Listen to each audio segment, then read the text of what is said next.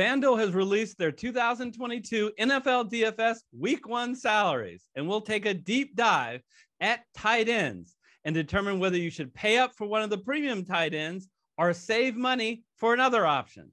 We'll go over it all coming up next.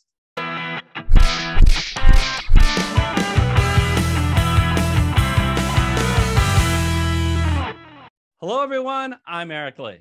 And I'm Michael Wiley, and we're the Fantasy Football Consultants. This week, we'll be giving our initial takes on the Week 1 main slate for FanDuel, and in this video, we're covering tight ends.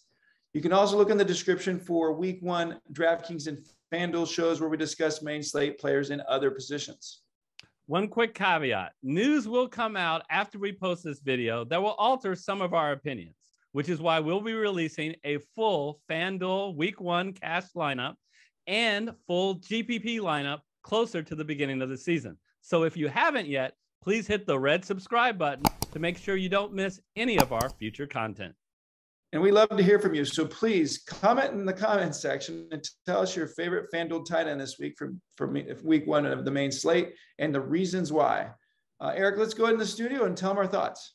All right, Michael, in building lineups on FanDuel for Week 1, it really, in tight ends, became the really three main tiers. Do you really want to pay up for the two premium tight ends this week, according to FanDuel, which is Travis Kelce and Mark Andrews? They're almost the same price, and they're significantly more than any other tight end.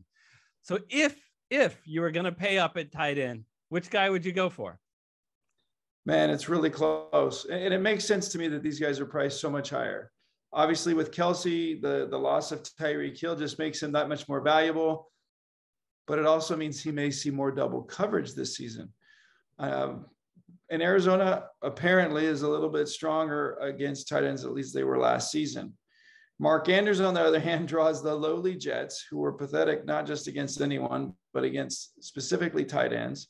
And with Hollywood Brown gone, he basically becomes even more of the main target, which he has been. So, gosh, I am torn. I think I give the slight nod to Mark Andrews, just like DraftKings did. What do you think, Eric? All right. So interesting, because we kind of had a debate at quarterbacks between the Kansas City quarterback and the Baltimore quarterback and at the top. And then we have the same kind of debate here.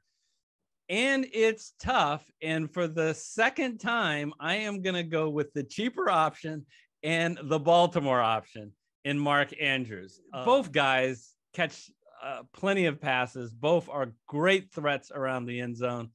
I'm going to go with the tiebreaker being, yes, once again, my New York Jets. Every show, I find a way to take a shot at the Jets, Michael. I apologize. And I apologize to the Jet dog, who I depress every time I say that.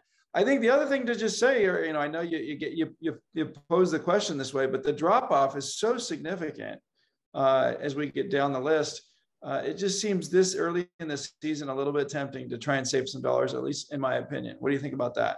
Yeah, I mean, I wanted to fill a lineup with Mark Andrews, but guess what? It hampered my ability to get the running backs that I want. And I think you guys should check out the running back video when we release it. But there are some running backs I think you should really target. Now, that said, it's very possible, since we're recording this well before the season, that bargains will come up, right? So we may have situations where we'll get a free square running back, where a starter who we think now will be starting and his backup is going to play. That could free up some salary and give you the ability to potentially pay up at tight end. And I think I would pay up at tight end over paying up at quarterback. So yes, if I can, I will get to Mark Andrews.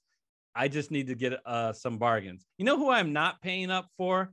Is Darren Waller, who's in a tier all by himself, price rise on FanDuel. Darren Waller was around the price of Kyle Pitts and George Kittle, actually cheaper than both of them on DraftKings. But man, oh man, did they price up Darren Waller. $7,000, over $900 more than any other tight end. Did they not get the memo that Davante Adams is now on the Raiders? Michael, you're the Raider expert. I just cannot see. I know he's in a good matchup. I know a lot of points are going to be scored, But based on what he did last year, which was disappointing, especially after the game week 1, which was huge, I cannot pay $7,000 for Darren Waller. I think this has to do with the buzz around Raider camp being that they're going to get the ball to Waller more this season, which I think is true because of the fact that the Devontae Adams should free him up from all the double coverage he saw all season long. I agree. It's awfully tough after how much Darren Waller was gobbled up all season long to see this pricing. Hopefully later on in the season, this pricing will make sense, but not for week 1, in my opinion. All right, quick announcement to our FanDuel FFC audience. Both Michael and I want to thank you for all of your support. You have made FanDuel our most popular show. We will reward you guys with several different things throughout the season, lots of free contests. So stay tuned and don't forget to hit that red subscribe button. All right, let's get into the next 2 tight ends, George Kittle and Kyle Pitts, Michael. I'm not high on George Kittle, although he is more reasonably priced here on FanDuel. So if you want to pull the trigger, 6,100 is not an unreasonable price. I'm just a little concerned. Sometimes Kittle will be used more in a blocking format rather than going out for passes.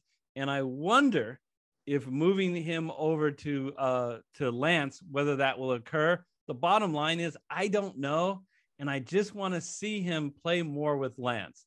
The early returns last year in only 6 quarters, and I know it's a very small sample size, he was only targeted 6 times in 6 quarters with only 1 catch. Michael, what do you think about Kittle? Well, in Chicago was tough on tight ends last year. You're right. When Trey Lance, at least last year, was in the game, he did not hit Kittle as often as perhaps Garoppolo did. Kittle had a bit of a down year from what we kind of hoped, returning from his injury. He's obviously a special athlete. I think they're going to involve him quite a bit more this year. Kyle Shanahan is fantastic at doing those things when he's got athletes like Kittle. So I think he's going to have a good season, but week 1's a little bit premature to bet heavy on him. The good news is he's priced, quite a bit cheaper than those top 3. Yeah, we may find out that Lance uses him as his security blanket, and they really develop a real rapport. I just like to see it a little bit before I go there. Kyle Pitts, last year with Matt Ryan, he was targeted a lot, got over 1,000 yards receiving. Didn't get in the end zone much, only 1 touchdown. He faces New Orleans, not a lot of competition for targets in that Atlanta team. Calvin Ridley has been suspended for the year, and Russell Gage was traded. Michael, how do you think Kyle Pitts is going to do this year, and how is he specifically going to do in week 1? Well, again, New Orleans was tough on tight ends last year, but Kyle Pitts isn't relying on touchdowns to get his fantasy points. He's basically another wide receiver. He is the main pass catcher on that team, and he was a rookie. I mean, he's just going to continue to get better. He's a wide receiver playing the tight end position. So I think that alone makes this a very appealing play. So I like Pitts more than Kittle for the reasons that we criticized Kittle just a moment ago. So let me ask you this, Michael. Knowing that the Atlanta Falcons have one of the worst offensive lines in football, how do you think Marcus Mariota, and you are the Marcus Mariota expert between the two of us, because although he spent most of his time in Tennessee, he was with the Raiders last year. What are your thoughts about him? And do you think he will be able to match Matt Ryan? It's not like he had a big year last year, or is he a downgrade? I think it's going to be a downgrade from Matt Ryan, but Pitts was, new last year. And so, it wasn't as if Ryan and Pitts had a rapport, coming into the season, and that's what is missing here. So I think Mariota's a accurate pass thrower. He likes to dump the ball off more than Ryan does. I think that should be just fine for Pitts. So I actually think it could be no downgrade to Pitts. Look how I carefully chose my words. Hey, I don't disagree with you. Okay, so let's move on. It's funny. He's $300 and $400 less, but I actually think I like TJ Hawkinson on FanDuel more than Pitts or Kittle for week one, at least given that I get that $400 savings. He's in an excellent matchup against Philadelphia. And FanDuel, unlike DraftKings, which is only a half PPR, emphasizes touchdowns more. And TJ Hawkinson always gets a fair share of touchdowns from this Detroit Lion offense. In fact, over the last 2 years, in games that he played, he scored 25% of the passing touchdowns on his team, which is a great percentage. The only quandary I have is there's some changes. He wasn't around at the end of the season when Amon-Ra St. Brown completely went off, and they signed DJ Shark. So I still think he's going to be a heavy part of this offense, and I'm willing to bet on him for 5,700. I at least like him more than anyone ahead of him if my goal was to save salary. Yeah, I think the game matchup makes him definitely more appealing. And so I think it's save the $300 and go with Hawkinson. Yeah, and I do like Hawkinson more than Dallas Goedert. Do you agree they're the same price? Yeah, no, I think mostly just because of how Goddard was used last year with Hurts. Goddard got most of his yards when Gardner Minshew was in the game.